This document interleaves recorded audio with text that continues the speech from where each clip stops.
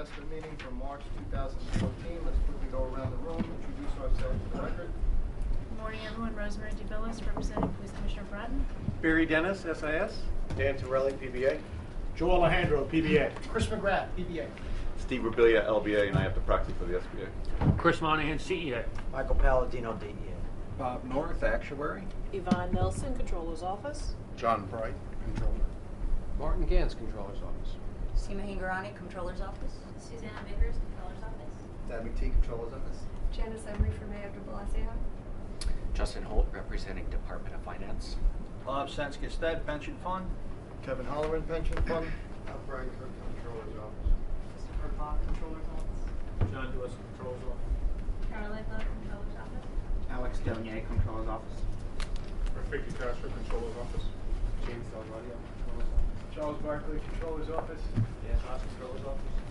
Nicole Jambrisi, Action Fund. Okay, thank you. Seema? Thank you. 1 second. Sure. Take already? That was a long introduction there. A lot of people. Sorry, go ahead. No problem. Thank you. So on the public agenda, we had the start off the quarterly reviews, and I just wanted to alert the board that due to some production issues on our end, we will have those reports to you shortly. Late last night we were trying to do all this, so we don't have them as yet, but we will have them to you shortly. And if there are any follow-up questions or any issues, please let us know and we'll answer those directly at that time. Oh, I was impressed, I have to say, getting emails at 7 o'clock, 8 o'clock at night. It was very impressive. I think the taxpayers get their money's worth out of government employees. So. And then, so now on to the January monthly review. So if everyone got their bluish monthly book. Come on. Okay, so these are the January numbers, which we did talk about in the last board meeting, so we'll go through those more quickly, because they weren't good numbers, really. We'll talk more about February, which was a much better month. Got to be owned by the CIO, those numbers. That's right. Yeah, February's great. Good things that happened in February leading up to those numbers were that you might remember the debt ceiling debate that we yet again we're going to have in Congress, worried about are we going to allow for more debt put on the U.S. balance sheet. So that got resolved in Congress pretty easily, which was a surprise, positive surprise. The new Fed chair, Janet Yellen, there were concerns about what she might do differently perhaps than Ben Bernanke did. But she actually came out and said she would not move too quickly on tapering these bond purchases if the economy were still weak. So she, made it sound like she would go slowly if need be, and that the market reacted positively to that. So if you turn to page 27, we'll just go quickly through the January numbers.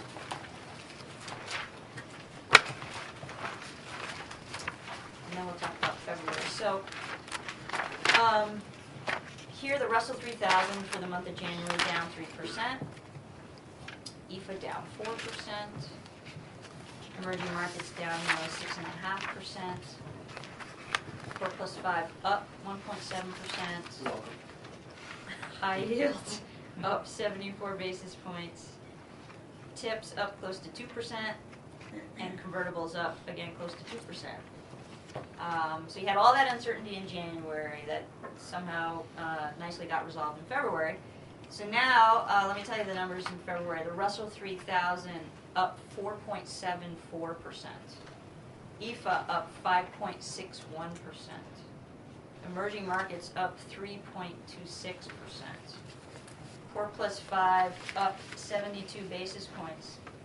High yield up 2%. Tips up 43 basis points, and convertibles up 4.27%. So a very strong month, February. So if you just go to page 28, talk about how we made our money in January. And as you can see here on the far left bar, the 1 month, so the month of January, the fund was down 1.5%. If you scroll over a few more, the fiscal year to date then through January is up a little over 9%. Now if you add in February, which we would estimate is up about 3%, call it, so the total fund for police fiscal year to date through February is up about 12%, which is a very strong number. And I'm going to try to keep those gains locked in. You then turn to page 29. This is how we're set up. And again, this is through January. And as you can see from the green bar to the left, which is domestic equities, and you see the fixed income bars here, the blue and the lighter blue, basically in line within our ranges now. And based on what happened in February, we'll look at the numbers and see where we are at that point, and if we need to rebalance again, which potentially we need to with U.S. equities, we will look at that carefully. But I can tell you that as of the end of basically February, so February 27th, 2014, the total AUM for police is now at $32.4 billion. So again, a very strong number for the fund. We do have now, I can say, the monthly performance numbers for all the managers in the back of these pages, and then we also have still the private equity cash flows and the real estate cash flows in the back. So if there aren't any questions on any of this, then we'll move on to the next item on the agenda.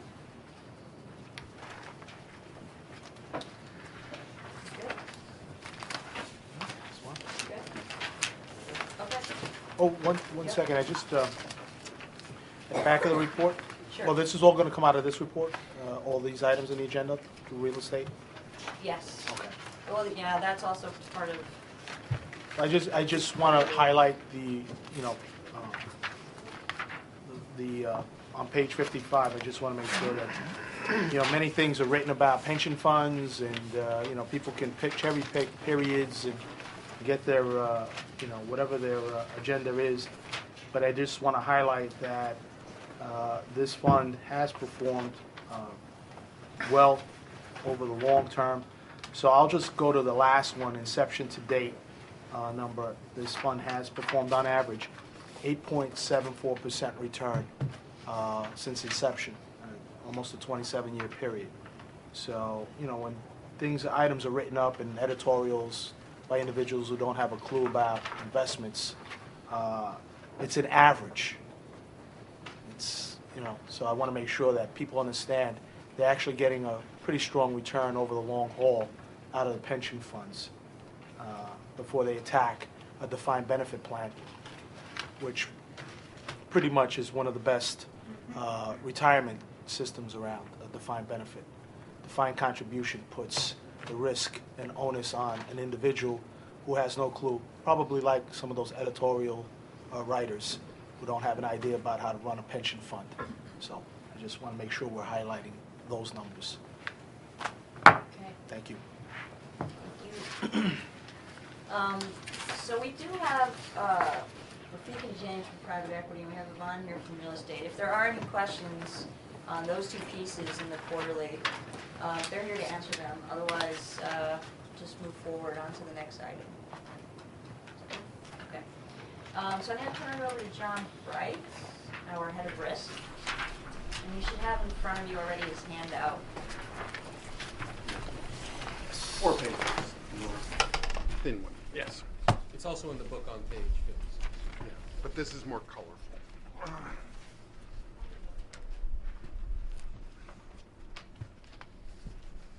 Yeah. This will be the third time I've come and talked to you all, and I'm going to try something a little different this time. Make it sound like we don't pay attention to you. Yeah, no, but it's each time try to give a different perspective. And one problem that I faced and risk managers face everywhere is when you have many different accounting policies. We have assets that are marked to market; they're very volatile. We have assets that are held at fair value. They're kind of smooth, not so volatile. We have other things that we accrue, our liabilities, they don't move at all. So it's very difficult when we're all conditioned to think of risk as being volatility to discuss it intelligibly when we have different yardsticks, we have different accounting policies. So what I'm going to do is I'm going to mark everything to market. Assets, liabilities, implied guarantees, commitments, everything. I'm going to pull it on the balance sheet and mark it to market. That, and I'll remind you, mark to market is just what a third party, unrelated third party would pay for one of our assets, or what we would have to pay an unrelated third party to assume one of our liabilities. And why am I doing it? In part because I think is an interesting perspective on its own. The other reason is that it levels the playing field and gives a different perspective, and I think highlights where our risks really lie. And but perhaps most important of all, accrual accounting gives no advance warning. When you have cash accounting, by the time you notice something has gone wrong, it's usually much too late to do anything about it. Mark to market is not perfect. Sometimes it may have false alarms, but it looks forward over time. So it's an excellent early warning system. And then finally, I should point out one other thing I've done. This is not just the police fund. This is all 5 funds. I've consolidated them in this report because I believe the risks are consolidated, have been consolidated, and will continue to be consolidated for at least a generation.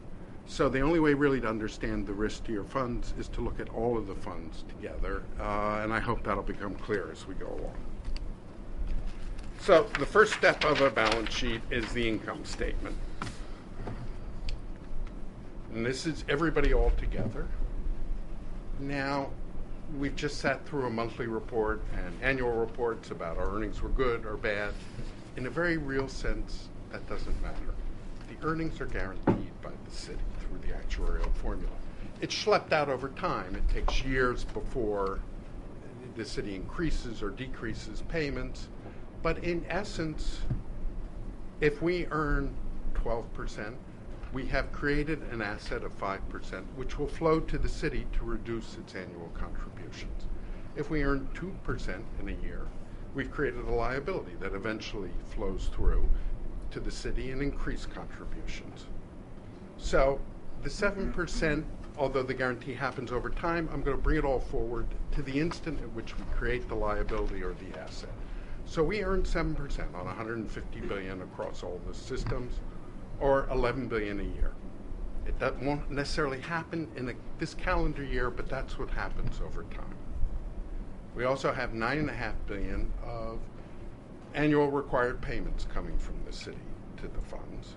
We have $800 million of employee contributions, so 21 and a quarter, call it, $1 billion of income coming in. Now, before we leave the guarantee, it's worth asking, what would the market guarantee us? If we went out for 30 years, we can do this. There's a market for something called a total return swap. We could pay to a financial institution the return on our portfolio and get a guaranteed rate of return back. That guaranteed rate would be 3.5%, not 7%. That's the market. So of the $11 billion of income, $5.5 billion is coming effectively from the city's guarantee. Add that to the $9.5 billion and the annually required payments, that's $15 billion of the $21 billion of income is essentially the city is on the hook for. This is why I'm saying the risk is consolidated. You and every other fund, the primary source of revenue is the city. If your fund does amazingly well and earns 20%, and the other guys do a crummy job and earn 0%, it doesn't help you because their poor earning will create a burden on the city which will impair your primary asset, which is the city's ability to make these payments. That's why we're looking at it on a consolidated basis. What are the outflows?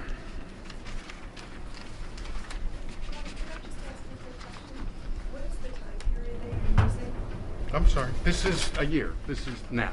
Today, this year? Yeah. 2014? Yeah. And I'm not sure what I was looking at, but I thought this year we were making about 8.2 billion in terms of Multi-employer. The Contributions. city makes certain contributions and certain creatures of the city, special purpose vehicles, health and hospitals corporation, et cetera. Oh, I see. maintain the I system. see. Okay. I so consider it's- them part of the city. Okay, got it. Thanks. Except when we're negotiating with the city, and suddenly those things don't count. Yeah, well, that's the way special purpose vehicles work. Sometimes they count, sometimes they don't. They give you a buffer. Yeah. A Yes. little buffer. Yes. But I just consider them the city of New York in the end, so I've lumped it all together. Be Thank you. prepared. You might get a little bit of a subpoena from us to testify at an arbitration. Just want to let you know that. Okay, fair I enough. think you should pay him as a consultant. You might have to. You might have to add him in. What goes out the door? Roughly 10 billion of pension benefits are paid every year. 1.6 billion of non-pension benefits. Now, this is not, healthcare or anything like that. These are non-pension benefits paid by the pension plans. So it's the VSFs, with which you're all familiar, and for fire, police, and correction officers, and so on. But the bulk of it is actually tax-deferred annuities held in teachers and Board of Ed, where essentially members lend on a tax-deferred basis money to the pension plans, which then pay a rate of interest. So the bulk of this is the interest being paid to members on the loans they have made to the pension plan. And there's about 400 million of fees. And so we have a total of about 12 billion going out the door. Now, I should highlight one thing. If we earn less than 7%, or we earn much less, say, the city guarantees, but we increase the burden on the city and of payments going up. And so our risk is that those payments become too large. On the other hand, if we make more money, the payments of the city become less. And the same thing happens with the liabilities. If we add new non-pension liabilities and have the pension funds pay them, in the end it backs in and creates a greater burden on the city and puts at risk our primary asset, the ability of the city to make these payments. If we grow our liabilities more slowly than the actuary has projected, it's a net benefit to the city and hence to its ability to pay. So I will point out one thing here. The usual way liabilities go down in value is from inflation. Wages tend to be sticky, so in times of inflation, wages lag the revenues. Inflation helps the fund to make its obligations. Not in the way you'd like, not because it's actually decreasing wages or the velocity of wage increases, but inflation is a good thing for us. Deflation is very bad for the pensions. One other point. Before you go on, I just want to make sure. So it's the average investment management fees compared to total disbursements, 3%, roughly. That's what Yes, you yes, said. About yes, 3%. yes. It's a modest amount. We can focus on it and get rid of it. It's not going to materially change things. Yeah. One other thing to point out, we got 12 billion going out, we got 21 billion coming in, so we're growing the corpus 9 billion a year. This is good. This is getting the corpus up to the point where a generation from now, we hope, the fund can be self-sufficient and more independent of the city, and then we could actually talk about the risks of the individual funds rather than together, because you wouldn't be facing the city. There's one important thing to note. The budget's growing, maybe 1 or 2 billion a year. We're growing the corpus at 9 billion a year. We're growing the corpus of the funds much more rapidly than we're growing the budget. Right now, the fund corpus at 150 billion is roughly double the budget. Our hope is 20 years from now, a generation from now, after this program has been completed, it will be 4 times the budget.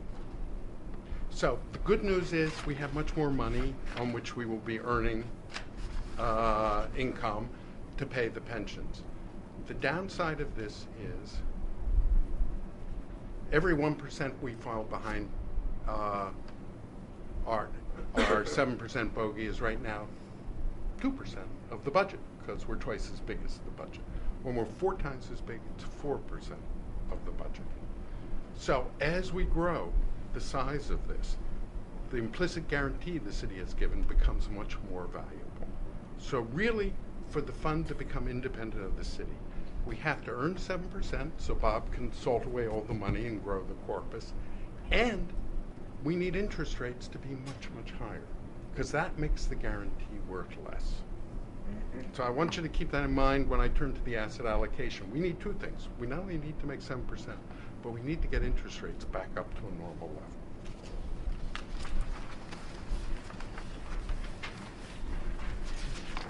All right, then now I'm going to mark all this to market. So the familiar one is the $150 billion of securities that are owned across the 5 systems. The annually required payments, the $9.5 billion a year coming from the city, I reckon is worth $200 billion. The guarantee is a very valuable guarantee, and the market value of that is about $250 billion. And the present value of the stream of employee contributions, $40 billion, brings us to $640 billion of assets. Note that of our 600 and some assets, 3/4 of them, $450 billion, are obligations of the city of New York. Just again making the point that we are heavily dependent on the strength of the city. How about the liabilities? Oh, sorry, John, what discount rate are you using here? Is it a municipal discount rate for the present value? It's easier if I go to the liabilities first, because then you can just back out. Liabilities, we got $10 billion a year of pension benefits. I'm assuming, I'm not assuming, I'm observing that a typical annuity provider annuitizes the high end of the rates. It's going to be about 5%.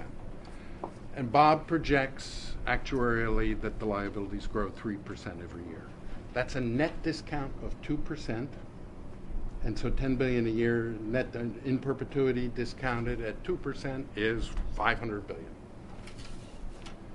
The non-pension benefits I value at 120. The VSFs do not contribute very strongly to this. They're not indexed to anything. They're not growing. They're just stable payments. It's more the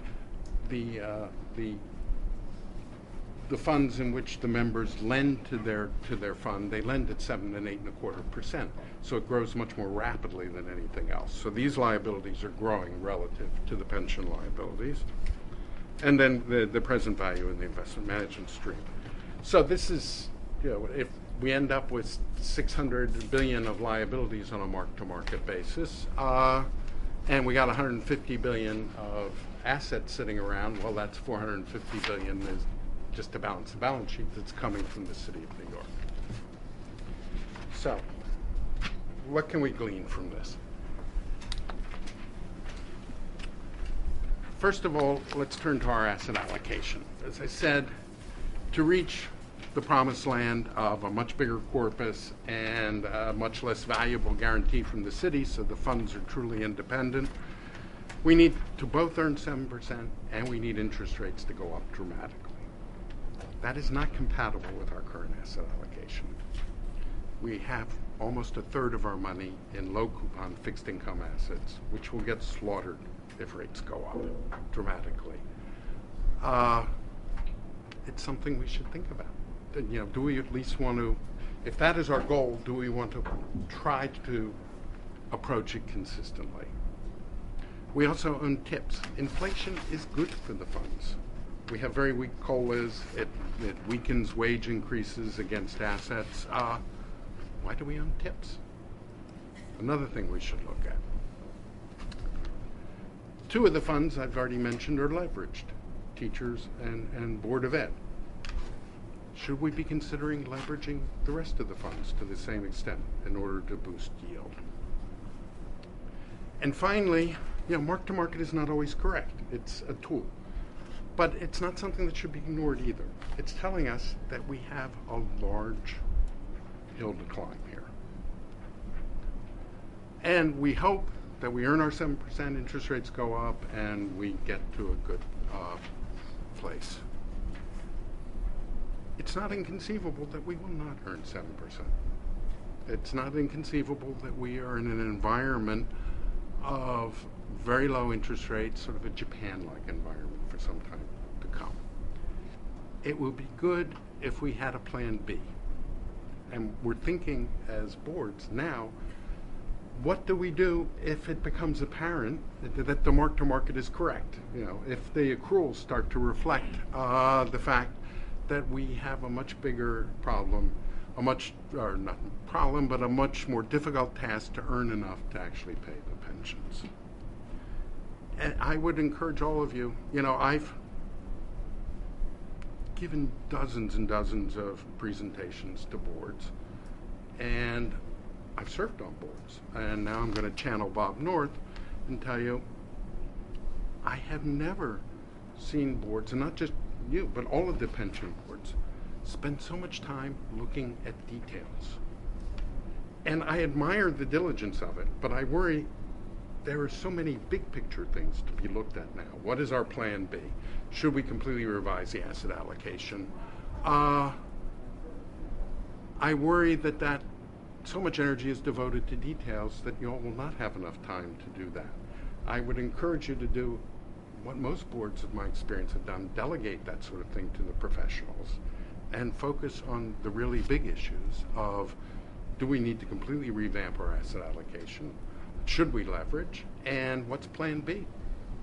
And that's my story. Any questions? How do you get to a third in what you call low-rate fixed income? I'm sorry? How do you get to I go to third. 30% perhaps. I'm picking a round number, but I'm saying fixed income in general. We got We're about 25%. A quarter. Because Okay. we're below policy. Okay. Would be about a third. Yeah. So a quarter. That Even a includes quarter is still some- going to get creamed if That rates go up. includes, say, high yield, and Some high yield. bank loans, and opportunistic, which I wouldn't call those low yield securities. Bank loans? But we only have 1% in bank loans. In aggregate, I think is what he's saying. Yeah. And If I'm hearing you correct, the old idea of what a portfolio, where it could be 60-40 or 70-30, needs to be reviewed and maybe revamped for the issues we're dealing with today, which would mean we might need to be invested quite differently than maybe that old baseline portfolio that was pushed many years ago. yeah, I think we need to sit and think very hard about what is it that we're trying to accomplish.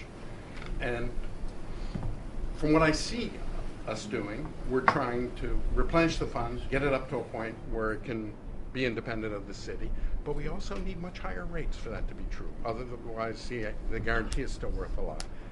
And so we need to think about, is the need for higher rates and the need to earn 7%, are they compatible in a portfolio that owns a lot of fixed income? That's what I'm saying. And is the fact that inflation is almost certainly good for us, is that compatible with owning tips in the portfolio? What are we hedging with them? And do we need to leverage? These are all big questions, which are, I think, very important things for the board, not individually either, but in conjunction with your trustees at the other funds, because you're all in this together. I absolutely agree. The other risk, and this is where I have to look at it from my side here, is when we talk about handing over things to professionals. My problem here is that professionals have taken a bath also in the past. Yes. We can see that going back to 2008. Smart individuals can fail.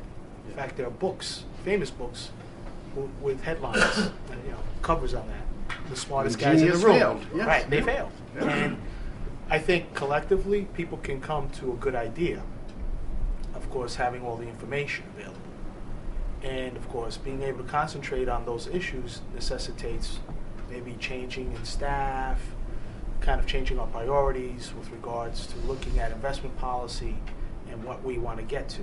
So that may need to be changed a little bit or tweaked so that we can somehow address some of the issues you presented here.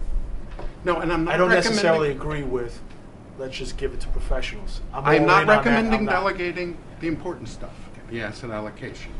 That requires a board. It's more manager selection. In the end, it just doesn't matter that much. And it consumes an enormous amount of time. We can talk about those things. But I appreciate it. It seems you've done a lot of work here, very eye-opening. And by the way, like I said, be prepared. You might get a call from the PPA. So, thank you.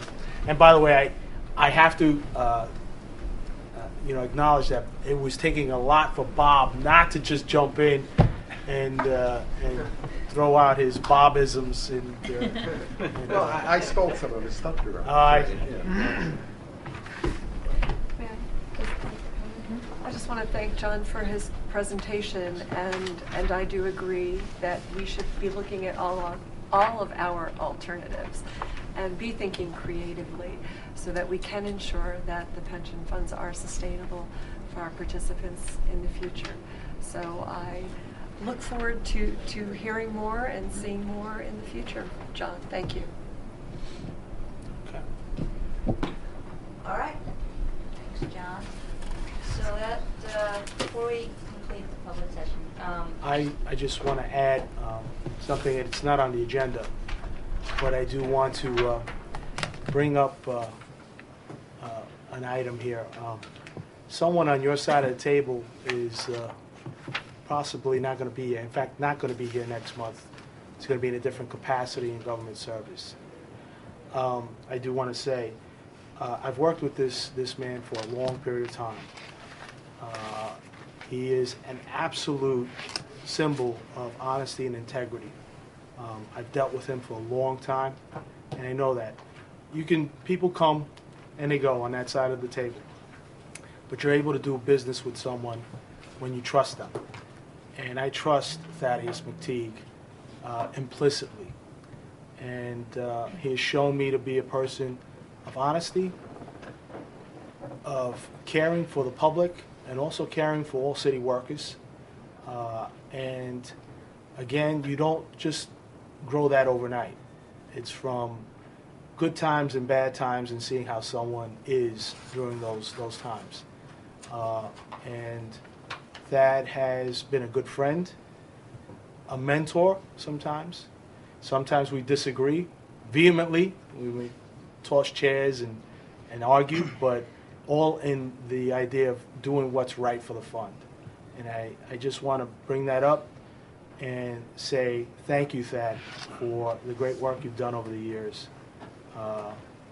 It hasn't always been an easy ride for you on that side of the table. I sometimes understand the tightrope you walk, but I commend you for that, and I look forward to seeing you in a different capacity. Maybe we could sit down and talk and still pass ideas along, but I think it's a sad thing for me to see you leave, but a good thing for you, and I want to congratulate you on that. So, thank you, Thad. Thank you. I almost have a lump in my throat. Just thank you for everything. It's really been my honor. I have a tremendous amount of respect for what it is that the police officers in the city do. Your service is appreciated, I know, by so many, and unfortunately sometimes your sacrifices. So, as Joe said, I am the son of a city worker. I kind of grew up with this, and I just really appreciate what you do and the hard work that the controllers team brings to this every month, and all the trustees. So, as I said, it's been my honor. thanks, Thad. Best of luck to you, Thad. You will be missed. Thank you. Next one's the beloved teachers. So there is just one quick thing also that I wanted to bring up.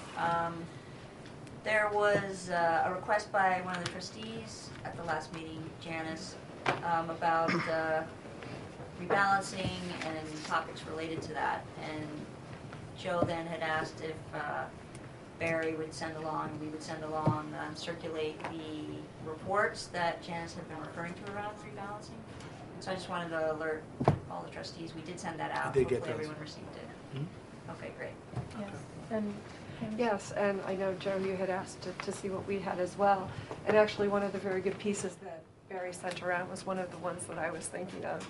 So, you know, not to bombard you with paper, but there is a trustee education videotape that was done a couple of months back here specifically for New York City trustees.